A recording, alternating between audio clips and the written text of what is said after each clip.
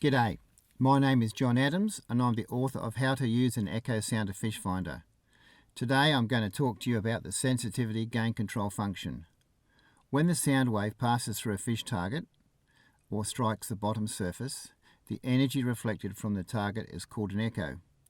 When the echo returns back to the transducer's receiver, it's called a return echo. The transducer's receiver converts the noise from the return echo into an electrical signal. This is called the input signal. Because this signal is so weak, it must go through an amplification process, resulting in a larger output signal being processed and recorded on the display monitor. The difference between the input and the output signal is the gain. When operated in auto mode, the input signal is automatically amplified.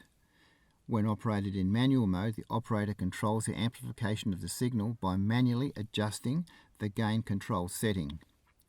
Now, when I'm out fishing, I only operate the sounder in manual mode.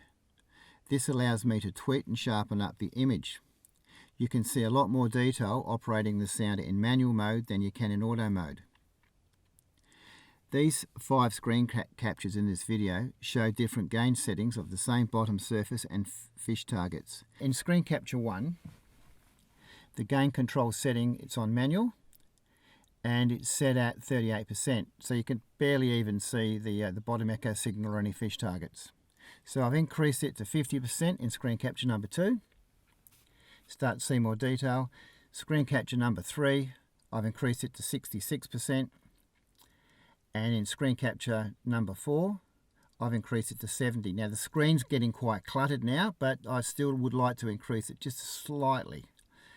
And in screen capture 5, I've increased it to 76%. Now this is how I like to fish. I like to be able to see a lot of detail in the water column. There could be fish targets in there that you wouldn't be able to see if you had it set on 66%.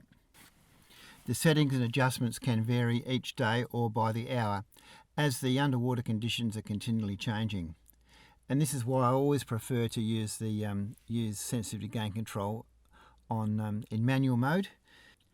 In this video you can see how easy it is to adjust the gain control setting. It only takes a few seconds and it can make a really big difference as to what you see on the display monitor.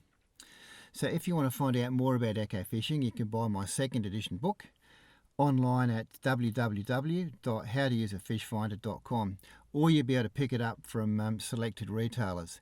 Now this book also includes vertical beam sonar, down scan sonar and side scan sonar.